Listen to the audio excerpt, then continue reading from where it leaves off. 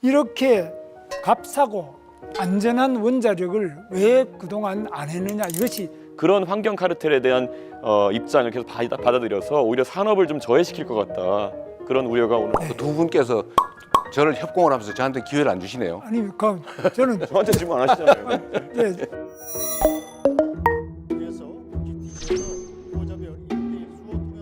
이재명 후보는 그저께 전북 군산 유세를 가셔가지고 네. 커피 한 잔의 원가가 120원이라고 발언하셔가지고 지금 뭐 굉장히 시끄럽죠.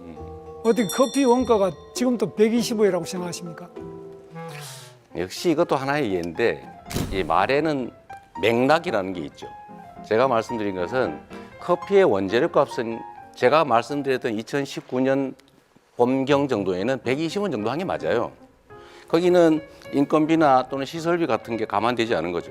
그러니까 원료값이 이 정도 드니까 가게를 바꿔서 지원해 줄 때니 새로 만들어서 닭죽을 파는 것보다는 더 나은 환경에서 더 나은 영업을 하도록 지원해 주겠다, 이 말을 한 건데 그 말을 떼내 가지고 그렇게 왜곡하시면 아니, 그 말씀이 아니고 제 말씀은 그러면 닭죽 파는 사람들에 비해 가지고 커피가 굉장히 돈이 폭리를 취하는 것처럼 이렇게 돼서 굉장히 분노를 많이 하고 있는데, 이런 점은 굉장히 저는 안타깝게 생각하고요. 대한민국 경제가 마이너스 성장, 0% 성장 이렇게 된 데에 대해서 국민의힘의 책임, 윤석열 정권의 주무장관으로서 책임감 느끼거나 아니면 죄송하다는 생각 안 드십니까?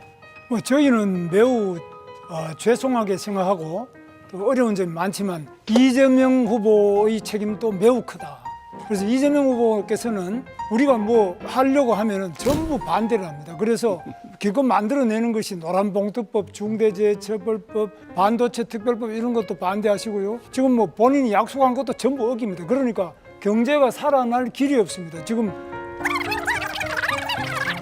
국민의힘에서 뭘 하려고 했는데 민주당이 뭘 막았다는데 구체적으로 예를 한번 들어봐 주시면 좋겠고요. 두 번째로 지난 3년간은 민주당이 그나마 뭘 하려고 하면 정부가 다 반대했지 정부가 하려고 하는 걸 민주당이 막았던 기억이 별로 없어요. 중국과 대만 사이의 문제에 대해서도 2024년 당대표 시절입니다. 우리랑 무슨 상관이냐, 중국에도 세세 하면 된다, 이런 식으로 이야기가, 이게 굉장히 말이 많은데 사실 우리나라는 한미동맹이 매우 중요하지 않습니까? 왜 그렇게 받아들이는지 이해가 안 되는데, 한미동맹이라고 하는 것은 대한민국 외교 안보의 기본축이다. 네. 그러나 그렇다고 해서 거기에 완전히 몰빵, 올인해서는 안 된다. 중국과 러시아의 관계도 우리는 중요하기 때문에 잘 관리해야 된다, 이 말씀을 드리는 것인데요. 너무 자꾸 극단화시키지 말라니까. 이 외교라는 게 얼마나 섬세하고 예민한 문제입니까?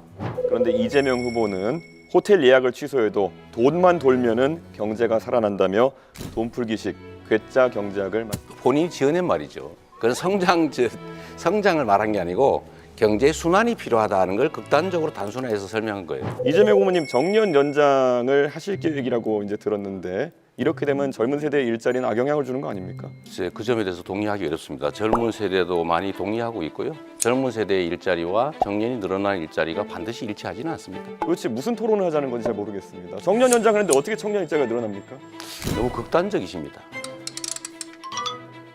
궁금한 것이 임금의 감소가 없는 주 4.5일제를 어떻게 하겠다는 것인지, 말 그대로 기업에게 온팡지게 다 넘기겠다는 건 아닌지 이재명 후보 입장이 궁금합니다. 10초 드리겠습니다. 임금 감소가 없이 4.5일제로 가야 되고요. 그거는 앞으로 우리가 점진적으로 타협을 통해서 나아가야 된다, 우리 방향을 얘기하는 겁니다. 예, 지금 확인하신 것처럼 이재명 후보는 어떻게가 빠져 있고 그냥 이렇게 하겠다 저렇게 하겠다 이런 말씀만 하고 있습니다. 원래 사람들이 어려울 때 옆에 사이비 종교가 다가오는 것처럼 가장 위험한 형태의 사람이다 말씀드리겠습니다. 혹시 USDT와 USDC 어떤 부분이 차이가 있는지 알고 계십니까? R200에 대해서는 어떻게 대응하실 생각입니까? 다시 한번 말씀해 주시죠. R200. R200이 뭐죠? 혹시 USDT와 USDC 어떤 부분이 차이가 있는지 알고 계십니까? 첫째로 곡물 쌀값 관리에 3종을 아니 USDT, 준다. USDC 질문입니다. 잠깐만 계세요. 저 대답은 토론입니다. 우리가 자율적으로 하는 것이죠. 그거는 무조건 토론입니다. 예. 그렇더라도 답을 들어보고 가세요. 얘기하고 다음에 할 거니까. 시간 낭비하시려고 하는 자, 거죠. 3조 원을 쓴다는 얘기는 사실이 아니다. 그렇게 단정해서 그렇게 남의 정책을 호도하지 않으면 좋겠다는 것이고요. 두 번째로 원화 기반의 코인을 만든다라고 하는 것은 담보를 그 액수만큼 넣어놓고 거기에 맞게 코인을 발행하게 허용을 하겠다 이겁니다. 그러면은 안정성이 있죠. 그러면 왜 그래서 결국에는 지급 준비율을 얼마로 하겠다는지 이런 것들을 여쭤볼 수 1대1로 있겠는데요. 한다고요. 1대1이면 그게 동작 가능한지 궁금하고요. 자, USDT, USDC 차이는 윤석열 지지선은 받으니 기쁘십니까? 내란 우두머리 윤석열의 대리인 아닙니까? 윤석열 때문에 치러지는 선거입니다. 무슨 자격으로 여기 나오셨습니까? 지금 말씀이 좀 과한데요. 비상계엄이 헌법 위반된다고 분명히 얘기하고 있지 않습니까? 헌법재판소에서 내란은 뺀 거 모르십니까? 잠깐만 기다리세요. 헌정을 유린한 정권이 내란이 아니고 뭡니까? 아니, 그 책임에서 빠져나오는 태도 이거 계속 보이시겠습니까? 헌법재판소에서 내란으로 원래 국회에서 소추를 했다가 국민 여러분. 소추장에서 내란은 뺐습니다. 그래서 다시 아니 국회에 나가서는 그 윤석열 내란에 대해서 사과하라니까 꼿꼿했던 김문수 아닙니까? 근데 왜 미국 앞에 가서는 그렇게 약한 모습만 보입니까? 미국하고 관계는 신뢰를 바탕으로 해서 당당하고 꼿꼿하게 나가겠습니다.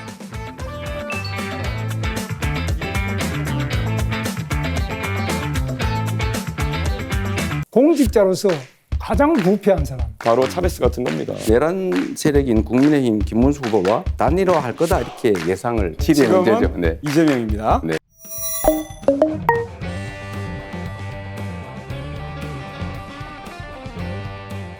이재명 후보는 아시다시피 지금 자기 형님, 친형님 제가 만났습니다. 저를 하도 보자 그래서 만났는데 그때 정신병원에 하도 보내려고 그러고 이러니까 했는데 이 형님을 바로 이 성남시장으로서 정신병원에 강제 입원시키려고 하다가 그것 때문에 형수님하고 욕을 하고 다투고 이렇게 된 거 아닙니까?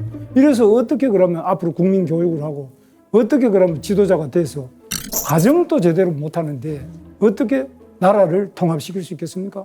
저희 집안 내에 내밀한 문제, 우리 어머니에게 우리 형님이 그 폭언을 해서 그런 말을 할 수 있냐라고 제가 따진 게 문제가 됐는데 그 점은 제 소양이 부족, 또 수양이 부족으로 제가 사과 말씀을 다시 드립니다. 그러나 김문수 후보는 이런 말을 할 자격이 없죠. 이건 우리 집안 내에 내밀한 사적 문제인데 굳이 따지자면 본인은 갑질을 하지 않습니까? 그 소방관한테 전화해서 나도 김문수인데 경기도지사 김문수입니다. 뭐 어쩌라는 거예요? 그렇게 권력을 남용하면 안 된다는 말씀을 드리면서 결국은 계엄 해제 표기에 참여하지 않았어요. 저는 이게 결국 싸우는 척하면서 결국은 실제로는 계엄 해제에 반대한 거 아니냐. 그거 담 넘어가면 되잖아요. 결국 저는 이 후보께서 내란 세력인 국민의힘 김문수 후보와 단일화할 거다 이렇게 예상을 저는 개인적으로 해요. 근데 당권을 주겠다든지 총리를 맡겨주겠다 이런 제안이 있었던 걸로 보이는데 단일화, 이 내란 세력 후보와 단일화 할 건지 궁금해서 한번 물어봅니다. 이거 뭘 또 거래를 하는 거 이런 거 불법 아닌가요? 제가 도착한 시점이 표결 한 5분, 4분 전이었고요. 그렇기 때문에 제가 안에 있는 민주당 의원들과 소통까지 해가면서 정확한 숫자를 파악해서 저는 밖에서 못 들어간 의원들과 같이 들어가겠다 했던 것입니다. 그것을 비난하는 의도를 저는 잘 모르겠는 것이 민주당에도 진입하지 못한 의원님들이 있는 것으로 알고 있습니다. 그분들은 그럼 이재명 후보의 논리대로라면은 계엄을 막을 생각이 없었다는 것입니까? 저는 국민의힘의 이야기에 대해 가지고 단 한 번의 예외 없이 단일화에 관심 없다고 이야기하고 있습니다. 이재명 후보는 그냥 본인의 망상 속에서 계속 그것만 두려운 겁니다. 저는 우리 의료보험 재정 지출 중에서 예를 들면 지금 의료 쇼핑 같은 거 있지 않습니까? 너무 무제한적으로 이 병원 저 병원 다니는 게 있고 아주 경증이고 간단하게 진료할 수 있는데도 다 병원을 이용하는 이런 부분들에 대해서 약간의 조정이 좀 필요하지 않을까 싶은 생각을 하고요. 사실 그 부분 지출이 너무 많기 때문에 그 부분에 대한 통제들을 좀 하면 상당 정도의 재정 절감이 가능하지 않을까 그렇게 생각합니다. 그렇게 해서 보통 줄일 수 있는 게 2조 원 정도, 3조 원 정도로 얘기합니다. 의료 쇼핑이라 얘기하시는 거는 뭐 365일 중에 366번 이상 외래 진료를 가는 분들이든지 이런 분들을 말씀하시는 것 같고 그분들은 이미 제도가 개정되어서 자부담률이 90%까지 올라가는 상황입니다. 그러니까 그런 거 말고 현실적인 재정 대책 있으십니까? 그게 제일 크다고 생각해요. 2, 3조 규모라니까요. 그거라도 크지 않습니까? 15조 하신다면서요 방금. 내가 언제 15조 한다 그랬어요? 본인이 그렇게 주장하시죠. 간병비 몇 프로까지 그럼 지원하실 예정입니까? 자, 이준석 후보의 특성이 그런 것인 것 같은데 상대가 하지도 않은 말을 한 걸로 전제를 해가지고 15조는 본인이 주장한 거죠. 저는 그중에 일부를 절감하고 필요한 범위 내에서 가능한 범위 내에서 하겠다고 말씀드렸는데 15조를 어떻게 마련하겠냐 이렇게 말하면 안 되는 거죠. 그러면 마이너스 30%인데 잠깐만요. 어디가 여유라는 것이 잠깐만, 한번 설명해 주셔야죠. 예. 그럼 다시 30조 쓸까요? 아니요. 제가 계속 보충하는 겁니다. 이거는. 이게 규칙을 좀 지키시는 게 중요하잖아요. 가능하면. 얘기하십시오. 그 시간이 끝나버립니다. 결국 제가 지금 질문 드린 것에 대해 가지고 답은 안 하시고 결국 건강보험료 인상해야 된다는 걸 인정하지 않으시고 저에게 훈계하듯이 이제 말씀하시면서 끝난 거 아니겠습니까? 본인은 어떻게 의료비를 절감하시겠습니까? 저는 과감하게 의료 혜택 중에서 과학적인 그런 어떤 효과가 입증되지 않은 것들은 줄여야 되고요. 그리고 우리가 메르스라든지 어떤 아니면 겁니까? 코로나를 겪으면서 결국에는 진료비가 이제 과다하게 늘어난 부분에 대해서는 감축을 해야 된다. 예를 들어서 문재인 케어를 통해 가지고 대한민국이 지금 전 세계에서 MRI를 가장 많이 찍는 나라가 됐습니다. 저는 그런 부분에 대해서 국민들께 솔직하게 얘기하고 간병비가 더 중요하기 때문에 한번 이건 삭감하는 것을 이야기해 봅시다. 이렇게 해야 되는 것인데 연금제도라고 하는 건 기본적으로 세대 간 연대를 하는 것입니다. 이거는 남이 아니잖아요. 부모도 있고 할아버지도 있고 자식도 있고 이게 서로 뭐 보험료도 내고 보험료 연금도 받고 하는 것인데 그런 식으로 자꾸 갈라쳐가지고 기존 제도 수혜자, 새로운 대상자 이거 자꾸 갈라치고 남녀 갈라치고 이런 식으로 하는 거 좀 정치인으로서는 적절치 않다고 생각하는데 어떻게 생각하세요? 말 그대로 궤변을 하고 계신 거죠. 지금 사회적 연대나 세대 간의 연대 같은 걸 이야기하시는데 이번 합의 과정에서 과연 그러면 이득을 보는 세대는 어디이고 손해를 보는 세대가 어디인가 명백하거든요. 결국에는 지금 바로 소득 대체율을 올림으로 인해 가지고 받아가는 세대는 바로 받아가게 되고 네. 내는 세대는 4% 가까이 인상된 금액을 평생 내야 되는 것이고 그래서 5천만 원 더 내고 2천만 원 더 받아가는 구조다 이런 얘기가 나오는 거라서 대한민국의 젊은 세대는 가만히 앉아서 한 사람당 3천만 원 이상의 손실을 그냥 떠입게 된 거거든요. 네. 김문수 후보님은 어떠세요? 자동조동 장치는 국가가 상당한 부분을 책임져야 되는 장치인데 이것은 저는 필요하다고 봅니다. 특히 젊은 세대들이 여기에 대해서 매우 불안하게 생각하고 있기 때문에 자기들은 뭐 내기만 되고 나중에 빈깡통이 되는 거 아니냐 이런 우려를 해소해 줄 수 있는 가장 적극적인 조치가 바로 자동조정 장치가 아니냐 네. 저는 그렇게 생각하고 우리 이재명 후보께서도 동의하실 줄 생각합니다. 저는 지금 단계로 그걸 도입하게 되면 연금을 내는 사람들이 불안해서 네. 연금에 대한 신뢰가 깨질 것 같아요. 재생에너지 부분 RE100은 사실 불가능한 겁니다. 그 자체는 좋은 구호이긴 하지만 RE100이 될 수 있다. 이건 상당한 시간이 지나기 전에는 안 되는 것이기 때문에 그걸 당장에 뭐 가능한 것처럼 이렇게 말하는 건 현실을 모르는 소리라고 생각합니다. 그야말로 우리 김문수 후보님이 현실을 모르시는데요. 그건 우리가 감당할 수 있느냐 없느냐와 아무 관련이 없어요. 네. 이미 글로벌 기업들이 그렇게 정했어요. 그리고 재생에너지로만 생산한 것만 산다. 이 원칙을 정했잖아요. 그걸 이미 하겠다는데 그럼 거기 우리는 못한다 그러면 수출을 못하는 거죠. 저는 원전이 위험한 에너지라는 점에 대해서는 뭐 생각이 여전한데 다만 우리의 현실이 있기 때문에 이미 지어진 원전들은 계속 잘 쓰자. 그리고 가동연한이 지났더라도 영광처럼 안전성이 담보가 되면 뭐 더 쓰는 것도 검토하자 이런 입장이고요. 그렇다고 지금 추가로 원전을 국내에 어딘가에 짓는다면 그 어디 터가 있냐 이렇게 묻고 싶습니다. 우리나라 원전의 시공 능력은 세계 최고 수준 아닙니까? 그래서 저는 이재명 후보께서 앞으로 정책을 하시더라도 반드시 현장을 가봐야 된다. 원자력이 위험하다고 하려면 원자력 발전소를 가보든지 원자력 연구소도 대전에 가실 때 한번 들러보세요. 그리고 경상도 가시면 표만 보지 말고 원자력 좀 가보셔야지만 거기서 저 사람이 정말 제대로 미래를 알구나. 그 유럽의 북해나 이런 데 가면은 정말 양질의 풍력 자원이 있고 그를 통해 가지고 재생에너지 비율을 높여나가는 나라도 있지만은 대한민국 같은 경우에는 지난 토론에서 제가 지적했지만 태풍의 경로상에 남해안 그 풍력 발전소들이 위치하게 되는 것이고 태양광 발전 조건 같은 경우에는 다른 나라보다 안 좋은 것이 사실입니다. 그럼 이게 나중에 다 비용이 돼가지고 우리 산업이 사실 전기요금에 얼마나 많은 영향 받습니까? 산업에 대한 이해도 없이 말 그대로 이념에 경도돼가지고 탈원전, 감원전 그리고 재생에너지 확대 이런 거 얘기하는 거는 제가 듣다 보니까 이준석 후보는 꼭 자기 지식 자랑하러 여기 나온 거냐라는 생각이 들 정도예요. 이념의 문제로 이 원전과 재생에너지를 바라보는 것은 누가 그렇게 이념의 문제로 봅니까? 굉장히 당황했습니다. 제가 별칭 하나를 한번 드리겠습니다. 기후 없는 이준석? 어때요? 굉장히 좋은 것 같은데.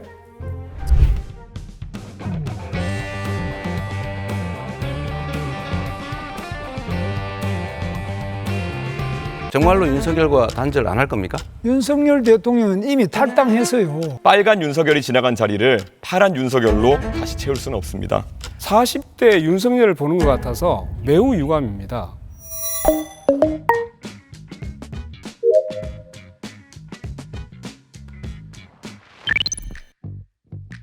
대통령이란 자리는 엄청나게 윗물 중에 윗물인데 윗물이 맑아야 아랫물이 맑지. 대통령이 이렇게 부정부패와 온갖 그 의혹을 가지고 재판을 받아야 되는데 자기 재판은 또 안 받겠다고 전부 재판 중지법을 만들어가지고 다 수도하고 자기가 하는 여러 가지 것들은 예를 들면 공직선거법상 허위사실 유포죄 이런 건 아예 그 행위 자체를 없애버리는 이런 법을 고쳐가지고 내가 지은 죄는 아예 죄목 자체를 없애버리자. 세상 전체에 이런 핵의 망측한 발상을 어떻게 할 수 있냐. 이런 분이 대통령이 된다면 이 나라가 어떻게 되겠냐. 정말 이낙연 대표도 괴물 국가라고 했습니다. 괴물 국가.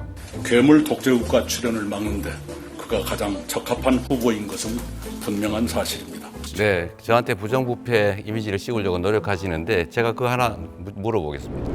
김문수 후보 그 정치자금 4번인가 3번인가 그 부정자금 받은 걸로 그 캠프에 있는 아주 가까운 사람 다 처벌받았죠. 부정해서 수급한 정치자금이 4억이 넘던데 그거 본인은 몰랐다는 이유로 다 처벌을 면했지 않습니까? 본인이 진짜 몰랐어요. 그럼 부하들이 다 그 책임을 지면 김문수 후보님 주장에 의하면 연대 책임으로 당연히 책임을 져야 되는 거 아닙니까? 김문수 후보는 내란 세력 그 자체, 그 이론 또는 최소한 내란 세력을 비호하는 비호 세력으로 보여요.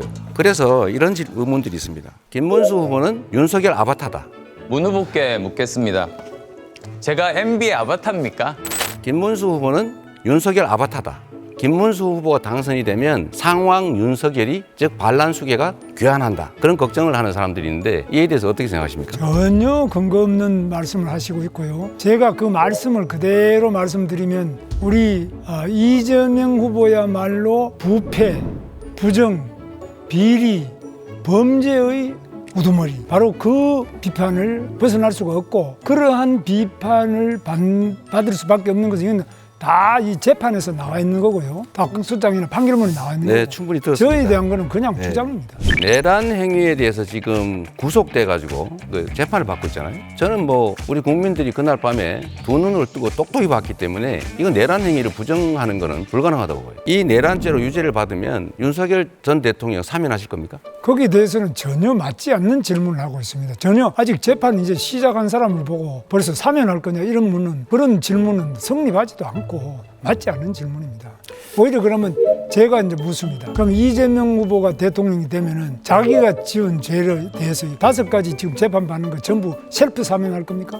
그건 이론적으로 불가능하죠. 이준석 후보는 술 드시다가 그때 알아서 집에 가서 샤워하고 거기서 이렇게 시간 끌고 있다는 게 도저히 납득이 안 되는데 해명을 한번 해봐 주시죠. 집에 가까운 위치에 있었고 그리고 식사 자리에 있던 다른 의원도 똑같이 했습니다. 그리고 제가 말씀드리지만은 제가 안 들어가려고 했다는 말씀은 허위 사실입니다. 제가 들어가려고 노력하던 모습이 다 찍혀 있는 것이고요. 거기서 말다툼을 하고 있을 때 옆에 누군가가 의원님 담 넘어서 들어가셔야 됩니다 하니까 시끄러 임마 이러면서 말 막았잖아요. 그때는 다른 이미 사람들은 표결이 거기 끝난 있다가 뒤였습니다. 넘어서 옆으로 해서 담을 넘어갔거든요. 그때는 이미 표결이 끝난 뒤였습니다. 글쎄, 한참 그거는- 뒤였습니다. 예, 이재명 후보님 그 헌법 8조 잘 아시죠? 예, 뭐 조문 정확하게 기억 못 하겠네요. 말씀해 보세요. 정당에 관한 부분이니까 모르시죠. 그러니까 정당을 민주적으로 운영해야 된다는 내용이 헌법 8조의 2항인데요. 제발 그 헌법대로 정당을 운영하셨으면 좋겠다 그런 생각을 했습니다. 사실 민주당의 운영을 보면요, 정당 내부의 민주주의의 실종이란 말을 들은 지 오래고요. 정당의 당원 같으면은 국가의 헌법과도 같은 것입니다. 근데 이 당원 같은 것을 막 바꾸고 그러세요. 그래서 그 민주당의 당원을 보면 80조에 보면은 여러 가지 범죄 혐의가 있으면은 당직이 기소 시에 정지되게 돼 있는데 그것도 이제 마음대로 바꾸시고 이렇게 하는 모습을 보면서 1심 유죄 나오자마자 당원 80조가 삭제됐거든요. 이렇게 당의 존립 근거가 되는 당원을 이렇게 마음대로 바꿔버리 위인 설법 아니겠습니까? 더불어민주당은 역사에 없을 정도로 당원 중심의 민주적 정당으로 바뀌었고 강하고 유능한 정당으로 바꿔서 대한민국 정치사에서 가장 큰 야당의 승리를 이뤄냈고 가장 강력한 수권 정당이 됐습니다. 남의 당 얘기하기보다는 개혁신당은 그 허은하 대표를 그렇게 강제적으로 조치를 하지 않았습니까? 또 김용남 의원도 개혁신당 아닌가요? 그리고 당내 자금 사용 관련해서 우리는 부패 혐의로 고발당하고 그랬던 것으로 시간 아는데 지났는데요. 그런 점도 살펴보시기 시간 바랍니다. 지났다니까요. 예. 뭐 허은하, 김용남 그렇게 좋으시면은 허은하 의원님이 말씀하신 거 제가 이재명 대표에 대해 평가한 거 읽어드리면요. 매표 포퓰리즘을 한 사람이다. 한국판 차베스다. 김용남 의원은요. 이재명은 대통령커녕 성남시장의 자격도 없다. 경기도민이 낸 세금으로 횡성 한우보다 더 맛있다는 횡령 한우를 사 먹었으면 죄값을 치러야 된다. 뭐 이런 부분도 반영해가지고 같이 데려가셨으면 좋겠다. 이런 말씀드립니다. 지금 재판받는 거 보면은 2019년부터 2021년 10월까지 과일만 2,791만 원 정도 법인카드로 사셔가지고 사적 유용 때문에 재판받고 계신 거거든요. 259번 과일을 사주셨는데 2,791만 원어치 드셨어요. 과일이 평균 가격을 보니까요. 뭐 종류가 다양하겠죠. 1kg에 10,000원 정도 하던데요. 이 기준이라면은 2,800만 원어치의 과일을 2년 동안 드셨으면은 2.8톤입니다. 혹시 집에 뭐 코끼리 같은 거 키우십니까? 그래서 엉터리라는 거예요. 그거는 제가 쓴 일도 없고 그 쓰는 거 본 일도 없고 실무부서에서 과일 거래를 했다는데 그걸 제가 어떻게 합니까? 그걸 전부 제가 횡령을 했다, 지시를 했다, 알고 그랬다라고 기소를 했는데 그게 바로 엉터리 기소라는 뜻이고요. 그 사건에서는 제가 그걸 지시한 것으로 보여진다라고 기소를 했는데 그런 근거 자료가 한 개도 없어요. 언론 인터뷰에서 대통령의 국회 해산권에 대해 긍정적으로 생각한다. 윤석열 전 대통령에게 그 권한이 있었다면 개업을 안 했을 것이다. 이렇게 말했어요. 정말 이 얘기 듣고 무서웠습니다. 저는 매우 이준석 후보가 전도양양한 저는 정치인이라고 봤는데 이 나쁜 정치만 자꾸만 제도화하려고 하는 거나 아니면 이런 걸 옹호합니까? 40대 윤석열을 보는 것 같아서 매우 유감입니다. 사실 제도를 말씀하시는 거라면은 아까 권영국 후보께서는 비례대표제의 확대를 좋아하시는 거로 보였습니다. 그게 내각제적 요소를 도입하는 겁니다. 국회 해산권이라는 건 실제 내각제 국가에서 많이 운영되는 거고요. 국회 해산권이라는 것이 뭐 가가지고 군대를 통해서 해산하는 게 아니지 않습니까? 해산되면 다시 선거를 하자는 의미로 국민의 민의를 묻자는 취지에서 도입되는 것이 국회 해산권인데요. 그게 내각제적 요소를 도입하는 것인데 거기에 대해서 반대하시면은 아까 네. 비례대표제가 2초. 맞지 않지 않습니까? 2초 드렸어요.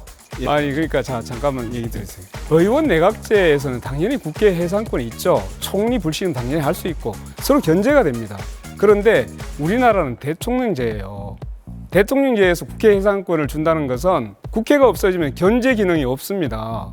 그러면 1인치아가 되는 거예요. 대통령 1인치아. 권영국 후보님, 그 사실 이재명 후보님이 사실 가족 간의 그런 어떤 좀 특이한 대화나 이런 걸 하셔가지고 문제되신 건 아까 사과하시고 이렇게 했었는데요. 가장 또 놀라는 것이 혹시 정의당의 그러니까 민주노동 내 기준으로 여쭤보고 싶은 게 만약에 어떤 사람이 여성에 대해 가지고 얘기할 때 여성의 어떤 이런 얘기했다 그러면 이거는 여성 혐오에 해당합니까? 아닙니까? 그건 뭐 답변하지 않겠습니다. 민주노당 기준이 없습니까? 이런 성폭력적인 있죠. 발언에 대해서? 그건 있죠. 그러나 지금 이걸 묻는 취지는 잘 모르겠는데요. 기준은 매우 엄격합니다. 매우 문제가 되는 발언입니까? 아닙니까? 우리는 당연히 이제 성적인 학대를 한다든가 이런 부분에 대해서는 누구보다 엄격하게 정하고 있습니다. 이재명 후보님 동의하십니까? 시간을 충분히 주고 질문을 하시면 좋겠어요. 동의하시는지만 답하시면 됩니다. 동의 안 하시는 겁니까? 이런 발언이 문제 있다는 것을? 시간과 규칙을 지켜서 하시면 좋죠. 네.